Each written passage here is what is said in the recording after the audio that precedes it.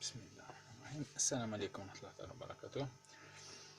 في الفيديو هذا تاع اليوم راح نقدم لكم طريقة إنجاز خلطة بسيطة تساعد في حيوية الحسون اللي هو المقنين كما نعيطولو بالفرنسي لو شاردوني. هذه الطريقة تساعد في حيوية الحسون وتزين مظهره. عندنا المقادير اللي نستعملوها هي أشياء ناتورال كما نقولوا، حاجة طبيعية.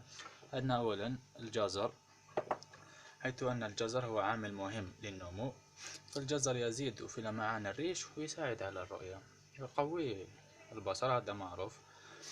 وعندنا لهنا البيض كما راكم تشوفوا، فالبيض هو مصدر للبروتين ويساعد على النشاط. وكي نقولوا البيض نقولوا تاني القشور تاع البيض. القشور تاع البيض ملازمش نستغنيو عليه، فهذا قشور قمنا بطحنه تحصلنا عليه هكذا، فهو أيضا شغل مهم جدا القشور هذا تاع البيض لاحتوائه على الكالسيوم.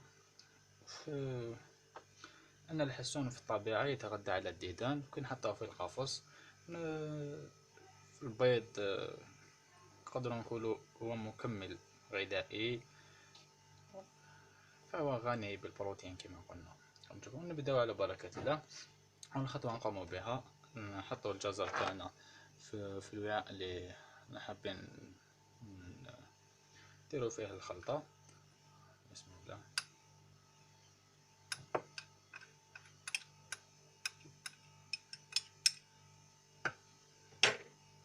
هكذا نزيدوا البيض نتاعهم الفوق،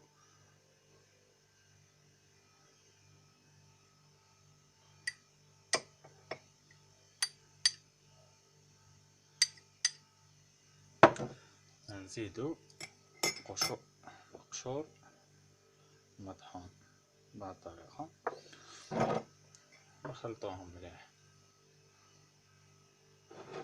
يعني كما راكم تشوفوا.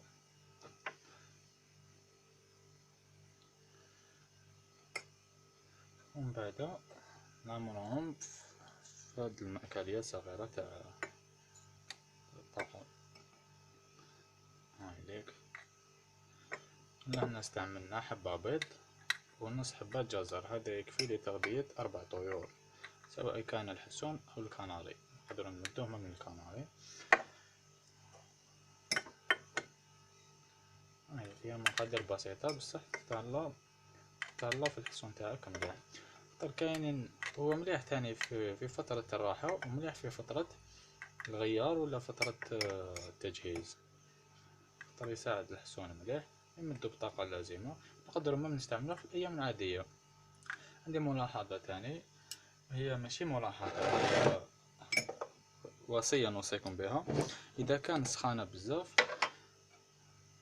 راح نضيفو لهنا قليل من العسل.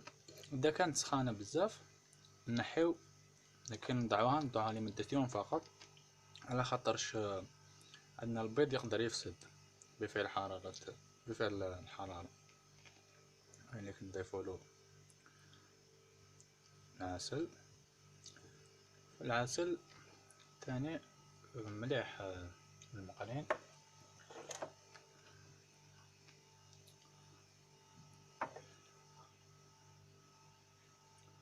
هاي كما راكم تشوفون.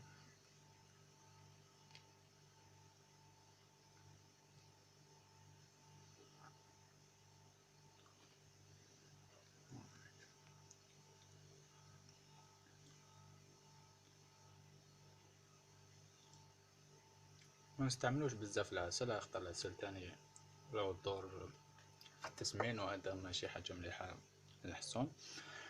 نبقى في الاخر نقولكم الا ان شاء الله نكونوا فدناكم بهذا الفيديو.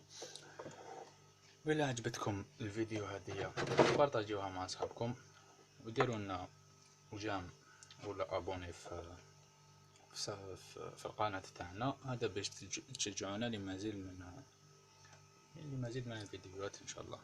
بارك الله فيكم، شكرا على حسن المتابعة والإصغاء. نلتقي في فيديو آخر إن شاء الله.